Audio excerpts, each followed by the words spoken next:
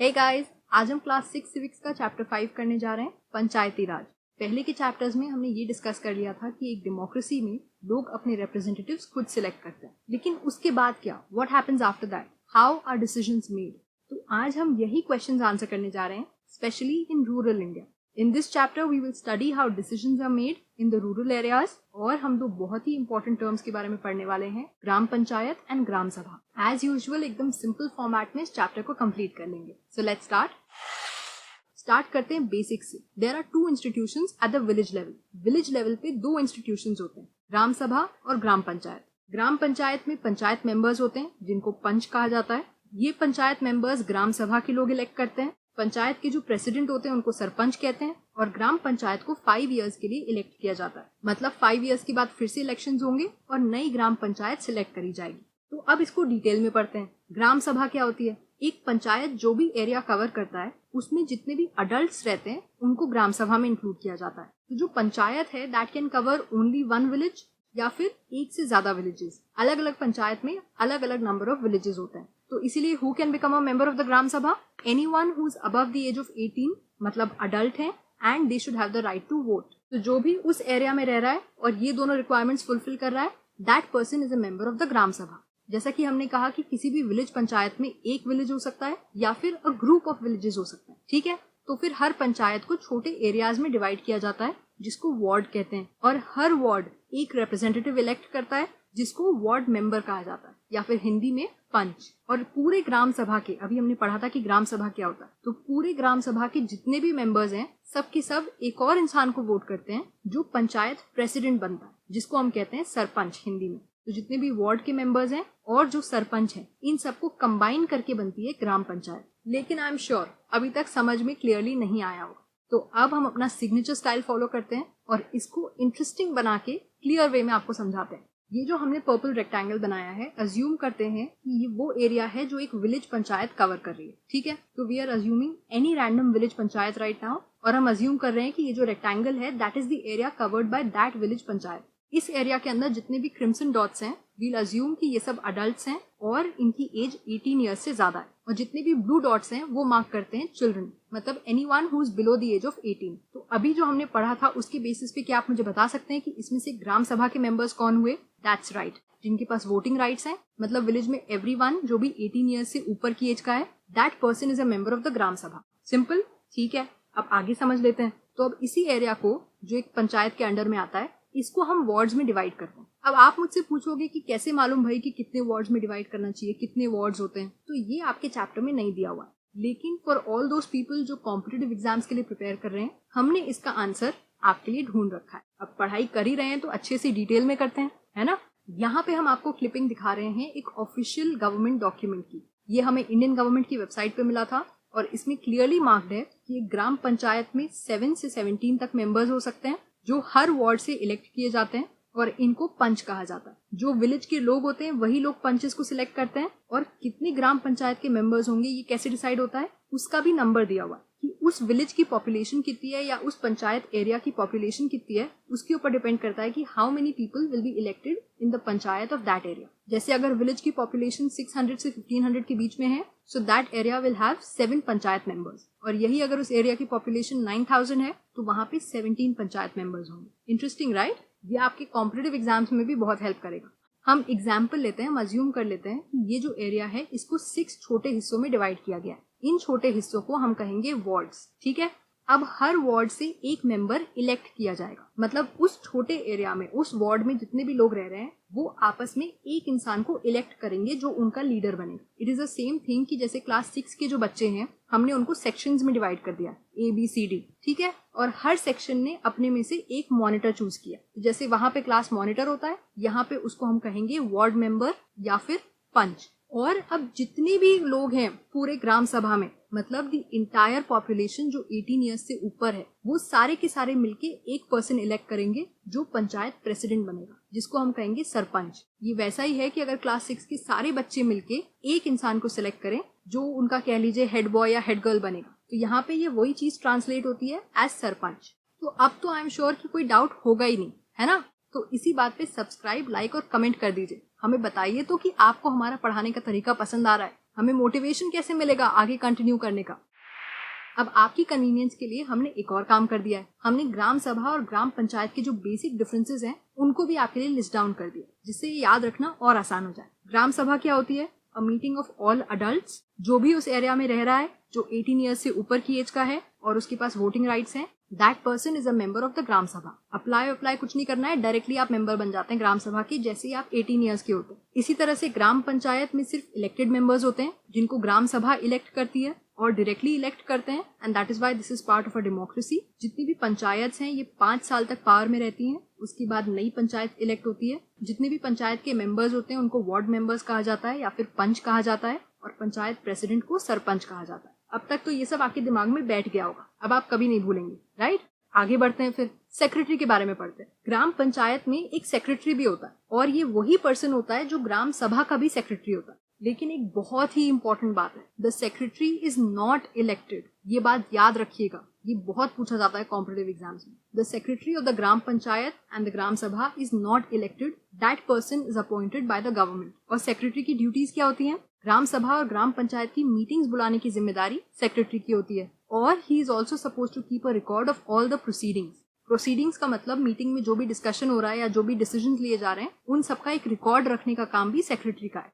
इस चैप्टर में एक शॉर्ट स्टोरी भी दी हुई है, हम इस स्टोरी के की पॉइंट्स डिस्कस कर लेते हैं। काफी इंसाइट मिलेगी कि ये ग्राम सभा और ग्राम पंचायत कैसे काम करते हैं, उनके बीच में डायनामिक्स कैसे होते हैं। स्टोरी के हाइलाइट्स ये हैं कि ये जो विलेज है जिसके बारे में ये स्टोरी है, that is the Hardas village, और ये कौन सी रिवर पे सिचुएटेड है? सुरू रिवर, ठीक है। The river is 3 kilometres away from the village. Story की शुरुआत ऐसी होती है कि जो ग्राम सभा है उसकी फर्स्ट टाइम मीटिंग होने जा रही है after the new panchayat has been elected. इस मीटिंग में कौन कौन से इश्यूज डिस्कस किए गए थे? पहली बात तो डिस्कस हुई थी repair of the road that connects the village to the highway. उस रोड को रिपेयर करवाया जाए जो विलेज से हाईवे तक जाती है। सेकेंड इशू जो था वो बहुत इंपॉर्टेंट था, the issue of water shortage in the village, पानी की कमी हो रही थी विलेज में। And the third issue was जो बिलो पॉवर्टी लाइन जो लोग हैं उनकी लिस्ट बनाई जा रही थी और उसको फाइनलाइज किया जा रहा था, जिसका फाइनल अप्रूवल लिया गया था ग्राम सभा से। तो आप देख सकते हैं कि ग्राम सभा की कितनी इंपॉर्टेंस थी और जो पंचायत मेंबर्स हैं उनकी सहमति ले रहे हैं, उनका अप्रूवल ले रहे हैं। जो वाटर शॉर्टेज इशू है उस पर थोड़ी सी बात कर लेते हैं। प्रॉब्लम यह है कि हरदास विलेज में वाटर प्रॉब्लम बहुत ज्यादा हो गई है। जो हैंडपंप का वाटर लेवल है वो बहुत नीचे हो गया है, तो अब हैंडपंप से पानी नहीं आ रहा, टैप्स में भी वाटर नहीं आ रहा, और जो वहाँ की विमेन है उनको 3 किलोमीटर दूर ट्रैवल करके जाना पड़ रहा है सुरू रिवर से पानी लाने के लिए। फिर ग्राम सभा से पूछा गया कि भाई सजेशंस दीजिए, तो उन्होंने अलग अलग ओपिनियंस दिए। जैसे कि द फर्स्ट सजेशन वाज कि सुरू रिवर से पानी को पाइप के थ्रू लाके ओवरहेड टैंक के थ्रू विलेज में सप्लाई किया जाए, लेकिन इसको रिजेक्ट कर दिया गया because it was too expensive. Second suggestion was कि हैंडपंप्स को और ड्रिल करके डीप कर दिया जाए और वेल्स को साफ कर दिया जाए, जिससे इस सीजन में कम से कम पानी मिल जाए। इसकी प्रॉब्लम थी that this is not a permanent solution, ये बहुत ही शॉर्ट टर्म सोल्यूशन। और थर्ड सजेशन ये था कि वाटरशेड डेवलपमेंट पे काम किया जाए। ये लोगों को एक बहुत ही नया और इंटरेस्टिंग आइडिया लगा। तो देख लेते हैं कि ये होता क्या है। वाटरशेड मैनेजमेंट एक ऐसा सिस्टम होता है जिसमें पानी को कंजर्व किया जाता है और ग्राउंड वाटर जो है उसके लेवल को रिचार्ज किया जाता है, मतलब रिफिल किया जाता है। ऐसी प्रैक्टिसेस होती हैं जिससे जमीन के नीचे जो पानी होता है वो वापस लेवल पे आ सके। तो एक ग्राम सभा मेंबर ने इसको सजेस्ट किया क्योंकि उन्होंने यही प्रैक्टिस महाराष्ट्र के एक विलेज में देखी थी, और उन्होंने ये भी सुना था कि गवर्नमेंट इस काम के लिए विलेज को पैसे देती है। जो भी विलेज अपने गांव में वाटरशेड डेवलपमेंट करवाना चाहते हैं तो उसकी फंडिंग गवर्नमेंट करती है। इसमें लोग ट्रीज प्लांट करते हैं, चेक डैम्स बनवाते हैं और टैंक्स बनवाते हैं जिससे पानी कंजर्व हो सके, जो रेन वाटर होता है वो बच सके और आगे उसको यूज किया जा सके। तो इस मामले में फाइनल डिसीजन क्या लिया गया? फिर पंचायत ने ये डिसाइड किया कि फिलहाल इस सीजन में जिससे लोगों को पानी मिल सके तो वो 2 हैंडपंप्स को और डीप करवा देंगे और एक वेल को साफ करवा देंगे। ये हो गया शॉर्ट टर्म सोल्यूशन। और लॉन्ग टर्म के लिए उन्होंने सोचा कि ये वाटरशेड मैनेजमेंट का आइडिया अच्छा है, इसीलिए वो ब्लॉक डेवलपमेंट ऑफिसर के पास जाएंगे और उनसे गाइडेंस लेंगे कि इसमें आगे कैसे काम करना चाहिए। पहले पढ़ते हैं रोल ऑफ द ग्राम सभा। ग्राम सभा सबसे इम्पोर्टेंट फैक्टर है to make sure that the gram panchayat is responsible and works properly. जैसा कि हमने डिस्कस किया था कि ग्राम पंचायत को कौन इलेक्ट करता है? ग्राम सभा वाले लोग। तो Gram Panchayat actually are the representatives of the ग्राम सभा। तो ग्राम सभा के लोग जो हैं दे मेक श्योर कि ग्राम पंचायत अपना काम ढंग से करे। अगर उनको कभी लगता है कि वो अपना काम ढंग से नहीं कर रहे हैं तो नेक्स्ट टाइम उनको पंचायत में इलेक्ट ही नहीं करेंगे। तो this is a powerful example कि एक डेमोक्रेसी कैसे काम करती है। सारा पार किसके हाथ में है? लोगों के हाथ में। ग्राम सभा की मीटिंग्स के बीच में ग्राम पंचायत के जो भी प्लान्स होते हैं आगे काम करने के, विलेज के लिए या पूरे पंचायत के एरिया के लिए वो लोगों के सामने रखे जाते हैं और उनका अप्रूवल लिया जाता है, उनका फीडबैक लिया जाता है। ग्राम सभा के जो लोग हैं उनकी वजह से ग्राम पंचायत कोई गलत काम नहीं कर पाते, जैसे पैसों को मिसयूज नहीं कर पाते या सर्टेन लोगों को फेवर नहीं कर पाते। लेकिन ये जो विजिलेंस रखना है, that is not the only role of the ग्राम सभा। ये एक और बहुत इंपॉर्टेंट काम करते हैं। कुछ स्टेट्स में ग्राम सभा के लोग जो हैं ये आपस में कमिटीज बनाते हैं। They form committees like construction या फिर डेवलपमेंट कमिटीज, और इन कमिटीज में ग्राम सभा के भी लोग होते हैं और कुछ मेंबर्स ग्राम पंचायत के भी होते हैं। And what do these committees do? They work together to carry out specific task, और वो काम इन कमिटीज को असाइन किए जाते हैं और फिर ये उस काम को पूरा करते हैं। ये तो हो गया ग्राम सभा के बारे में। Now let's know about the work of the ग्राम पंचायत। ग्राम पंचायत जो है ये काफी बार मिलते हैं, दे मीट रेगुलरली, और इनका सबसे मेन काम होता है जितने भी डेवलपमेंट प्रोग्राम्स बनते हैं हायर लेवल पे, वो इन सारे विलेजेस में इम्प्लीमेंट करना इनकी जिम्मेदारी होती है। लेकिन व्हाट काइंड ऑफ वर्क, किस तरह का डेवलपमेंट करते हैं लोग? They manage things like construction and maintenance of water sources, roads, drainage, school buildings, और जो भी कॉमन प्रॉपर्टी रिसोर्सेज होते हैं उनका कंस्ट्रक्शन और मेंटेनेंस ये संभालते हैं। इसके अलावा क्या काम करते हैं? They also collect local taxes, tax collect करने की जिम्मेदारी इनकी होती है। And the third responsibility is executing government schemes. जो इंडियन गवर्नमेंट है ये रूरल एरियाज के लिए जो भी स्कीम्स बनाती है उनको इम्प्लीमेंट करने की जिम्मेदारी ग्राम पंचायत की होती है। जैसे schemes related to generating employment, गांव वालों को और एम्प्लॉयमेंट मिल सके, इस टाइप की जो भी स्कीम्स होती हैं उसको इम्प्लीमेंट करने की जिम्मेदारी ग्राम पंचायत की होती है। लेकिन यहाँ पे सबसे इम्पोर्टेंट बात यही है that the work of the gram Panchayat has to be approved by the ग्राम सभा। अगर ग्राम सभा को ग्राम पंचायत का वर्क पसंद नहीं आ रहा है तो that means there is a problem. जो भी डेवलपमेंट वर्क हो रहा है पंचायत में उसके लिए पैसे कहाँ से आते हैं? What is the fund source for the working of the gram panchayat? 3 sources होते हैं। टैक्सेस, जो ग्राम पंचायत हैं ये हाउसेज या मार्केट्स इन सबसे टैक्स कलेक्ट करती है, लोकल टैक्स, उससे ग्राम पंचायत को काफी फंडिंग होती है।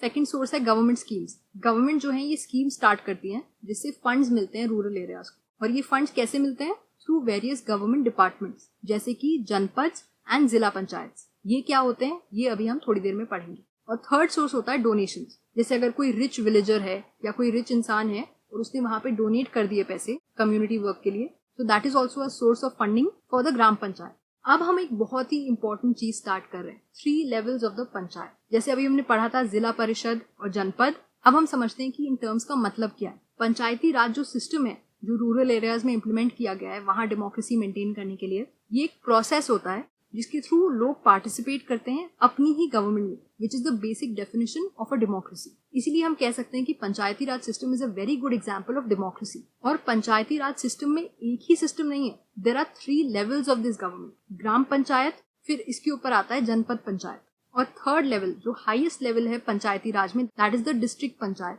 तो अगर आप ये बेसिक चार्ट जो हम बनाने जा रहे हैं, अगर आपने इसको याद कर लिया तो आपको ये सिस्टम हमेशा याद रहेगा। पंचायती राज सिस्टम में सबसे ऊपर आता है डिस्ट्रिक्ट पंचायत, जो डिस्ट्रिक्ट लेवल पे होता है, और इसको हम जिला परिषद भी कहते हैं। फिर डिस्ट्रिक्ट पंचायत के अंडर में आता है जनपद पंचायत, ये ब्लॉक लेवल पे काम करते हैं और इनको पंचायत समिति भी कहा जाता है। ब्लॉक जो होता है ये विलेज से बड़ा होता है, ब्लॉक के अंदर कई सारे विलेजेस आते हैं। और फिर लास्ट लेवल पे आता है ग्राम पंचायत, ये विलेज लेवल पे काम करते हैं और ये फर्स्ट लेवल ऑफ गवर्नमेंट है इन रूरल इंडिया। अब इन्हीं की थोड़ी डिटेल्स पढ़ लेते हैं, ये बहुत इंपॉर्टेंट है और आपको आना चाहिए। ग्राम पंचायत के बारे में तो अब हम काफी कुछ पढ़ चुके हैं, तो ये पॉइंट्स आपको पहले से मालूम है।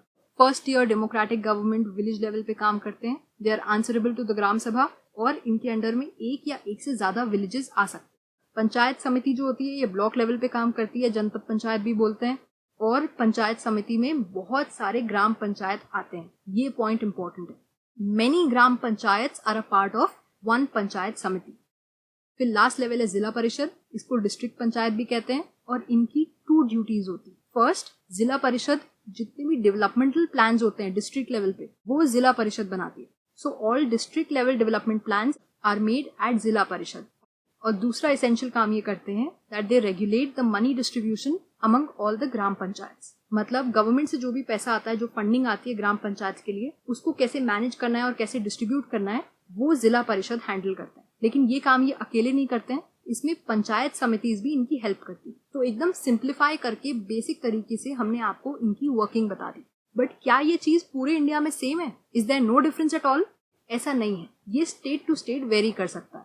कुछ स्टेट्स में जैसे एक विलेज मीटिंग भी हो सकती है, हर इंडिविजुअल विलेज के लिए। मतलब जरूरी नहीं है कि पंचायत लेवल मीटिंग में अगर बहुत सारे विलेजेस हैं तो सबको साथ में इकट्ठा होना है, they can also meet at the village level. और दूसरा बहुत ही ज्यादा इंपॉर्टेंट पॉइंट है कि each state in the country has its own laws regarding panchayati raj. Country के हर स्टेट को ये फ्रीडम है कि वो अपने खुद के लॉज बना सकते हैं और थोड़े बहुत डिफरेंसेस हो सकते हैं, लेकिन इसकी एक लिमिटेशन क्या है, जितने भी रूल्स इंडिविजुअल स्टेट्स बनाएंगे they should be in accordance with the constitution. कोई भी लॉ ऐसा नहीं हो सकता जो हमारे कॉन्स्टिट्यूशन के अगेंस्ट जाए। तो ऐसा डिफरेंस क्यों किया गया है? Every place is not equal, हर जगह सेम नहीं होती है, हर जगह का सोशल स्ट्रक्चर और सोशल ऑर्गेनाइजेशन अलग अलग होती है। तो अगर वो पंचायत के लिए सेम रूल बना देंगे हर जगह के लिए तो शायद उतनी डेमोक्रेसी नहीं मिल पाएगी लोगों को, जितना फ्रीडम उनको तब मिल पाएगा अगर पंचायत थोड़ी डिफरेंट होंगी और उस लोकल जगह के हिसाब से होंगी। यहीं पे हम आपको एक टारगेट ट्रेजर पॉइंट बता देते हैं जो चैप्टर में नहीं दिया हुआ है, लेकिन उनके लिए स्पेशली बहुत इंपॉर्टेंट है जो कॉम्पिटिटिव एग्जाम्स के लिए प्रिपेयर कर रहे हैं। चैप्टर में छोटा सा मेंशन्ड है निर्मल ग्राम पुरस्कार, लेकिन ये होता क्या है ये नहीं बताया गया। हम आपको बता देते हैं। इंडियन गवर्नमेंट ने एक अवार्ड स्टार्ट किया था पंचायत के लिए। यहाँ पे आप देख सकते हैं ये एक्चुअल इंडियन गवर्नमेंट की डॉक्यूमेंट है, इसमें क्लियरली मार्क्ड है कि निर्मल ग्राम पुरस्कार किस लिए दिया जाता है और उसकी क्वालिफिकेशंस क्या है, कौन कौन सी पंचायत उसके लिए अप्लाई कर सकती है और ये अवार्ड किस चीज पे दिया जाता है, मतलब किस लिए बनाया गया है, to promote sanitation in rural areas. तो जिस रूरल एरिया की पंचायत ने जितना अच्छा काम किया होगा वहां पे सैनिटेशन मेंटेन करने का, वहां के जो पंच हैं उनको ये अवार्ड दिया जाएगा। This is a motivation for that. और इसी के साथ हमने चैप्टर 5 कंप्लीट कर लिया है। आई होप आपको ये चैप्टर समझ में आ गया होगा, और समझ में आया है बॉस तो सब्सक्राइब, लाइक और कमेंट तो बनता है। It's easy, it's free and it really motivates अस। अगर आप चाहते हैं कि हम ऐसे ही लेक्चर्स आपके लिए बनाते रहें, इंटरेस्टिंग और सिंपल, तो प्लीज अपना अप्रिसिएशन दिखाइए, show us some love, and with that I will see you guys next time with the next chapter. तब तक के लिए stay safe and study well. Bye bye.